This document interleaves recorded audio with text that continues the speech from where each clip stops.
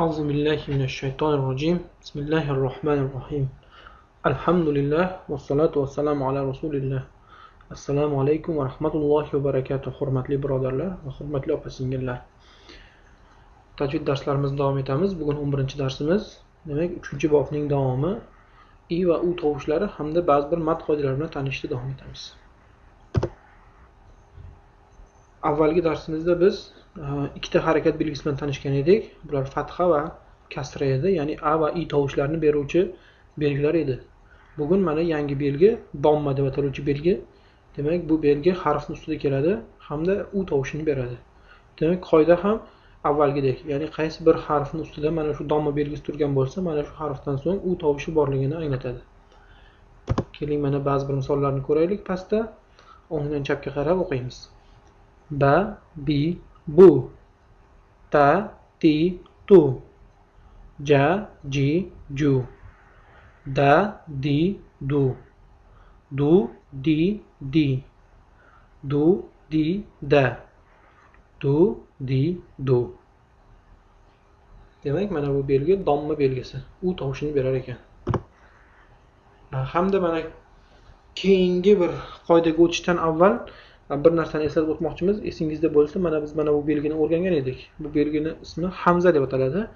Demak, hamza odatda a tovushini beradi, ya'ni ustida fatha kelsa a tovushini beradi. Odatda bu belgi yuqoridagi 3 ta harakat uchun, ya'ni a uchun, i uchun hamda u, ya'ni fatha, kasra, domma uchun tayanchiq vazifasini o'taydi. Lekin shu bilan birga hamzani o'zi ham alohida kelish mumkin emas, ya'ni hamza ham bir alohida harf bo'lib boshqa harflarga bog'lana olmaydi. Shuning uchun bu hamza ham bir tayanchiqqa muhtoj bo'ladi. Mana shunda tayanchiq vazifasini odatda alif bajarar edi. Ya'ni o'tgan darsimizda biz ko'rdikki, mana shunday mana alifning ustida hamza va ustida fatha kelsa, bu mana a tovushini beradi deb o'rgangan edik.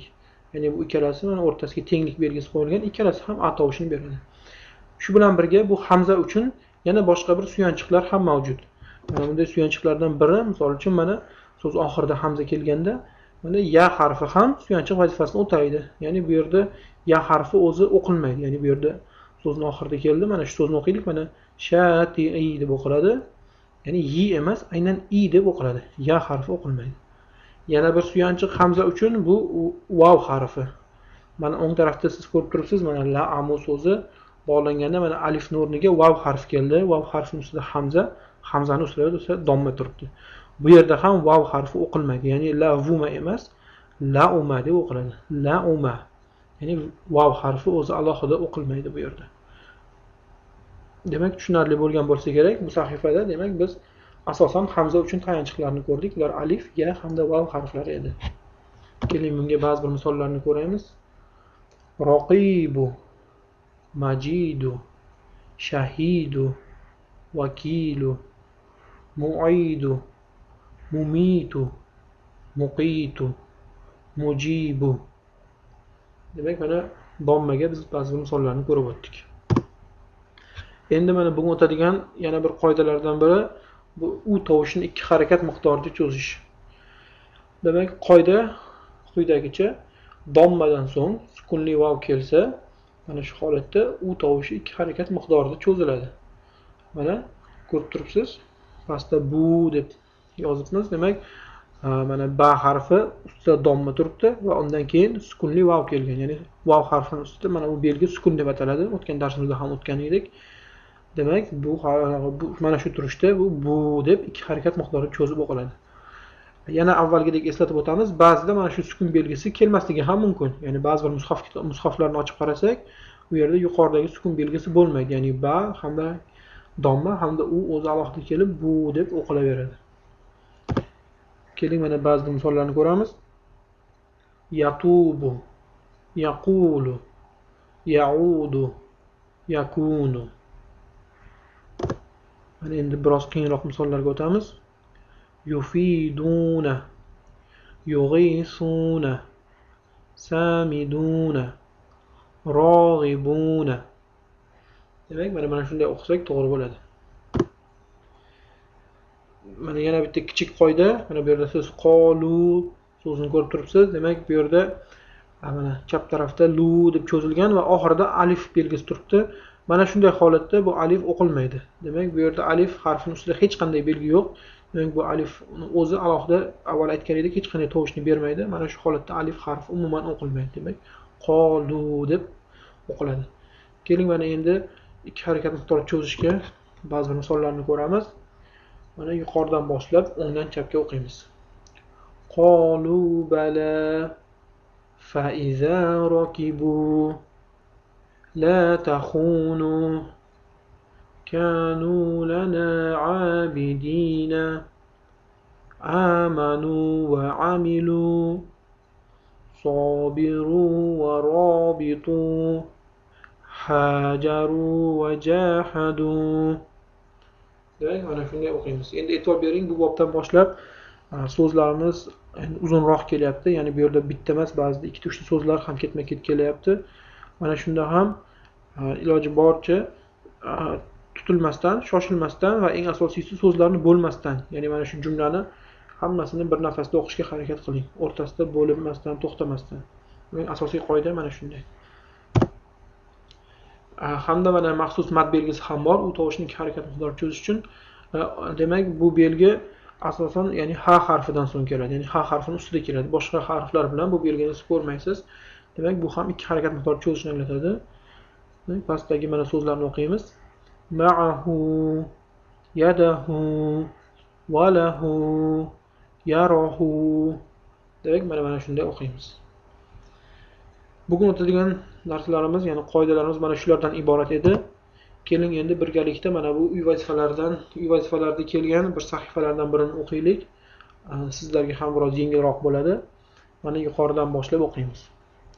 Turavidu fataha kanu fiha fakihina wa hina tad'una ويقولون متى هدانا سبلنا تاب وآمن وعمل فيها معايش بآياتنا يوقنون صابروا ورابطوا وجاهدوا في سبيله فقعوا له ساجدين وطور سينين أوذوا في سبيلي وكتبه ورسله لساحران يريدان وخرقوا له بنين. Demak, mana e'tibor berib qarasangiz, bu bobdan boshlab mana jumlalar ham biroz murakkablashgan. Shuning uchun sizga bu jumlalarni qayta takrorlashni tavsiya qilamiz. Uy vazifalari ham biroz ko'proq. Biz barcha uy vazifalarini ushbu videoga joylashtirmadik. Uy vazifalarini alohida saytimizdan yuklab olishni tavsiya qilamiz. Demak, biz bu darsimiz bilan 3-bobga yakun yasadik. 3-bobning oxirida mana imtihonlarni ko'rib turibsiz. Demak, imtihonda ham e'tibor bersangiz, endi jumlalar ancha uzungina kelgan. Ya'ni bu yerda ikkita, uchta so'zlar qo'shilmasi ham kelgan. Mana misol uchun oxirgi so'zni qarasangiz, mana oxirdagi jumlani e'tibor bersangiz, juda ham uzun. Demak, qanchalik uzun bo'lmasin, asosiy qoida avvalgidek, demak, uzmasdan o'qish, bu birinchisi, hamda bexato o'qish, hamda barcha tajvid qoidalariga amal qilish. Ya'ni biz bu vaqtda asosan o'tganimiz cho'zish bo'ldi, ya'ni ikki harakat miqdorida cho'zish bo'ldi. Mana shunga alohida e'tibor qarating. Hamda toki mana shu ikkita sahifani qiynalmasdan bemalol o'qigan bo'lganingizgacha keyingi bobga o'tmang, ya'ni keyingi darslarga o'tmaslikni tavsiya qilar edik biz. Sababi keyingi boblar yana ham qiyinlashib boradi. Agar hozirdan siz yaxshilab o'zlashtirib olmasangiz, keyingi boblar yana ham qiyinroq bo'ladi. Va hamda bir narsani sizga tavsiya qilamiz, sabr qiling. Ya'ni odatda ko'pchilik mana shu yerga kelganda bu ko'ziga qiyin ko'rinadi va darslarni tashlab ketadi. Lekin ishoning, bu hamma uchun shunday. Ya'ni biz ham boshida bu narsalarni ko'rganimizda, ushbu darslarni tahsil olganimizda biz uchun ham bu narsalar juda qiyin tuyulgan.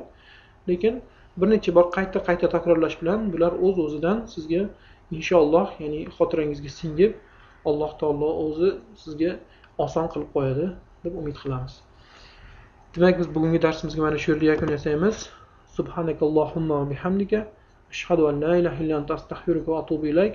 Assalomu alaykum va rahmatullohi va barakatuh.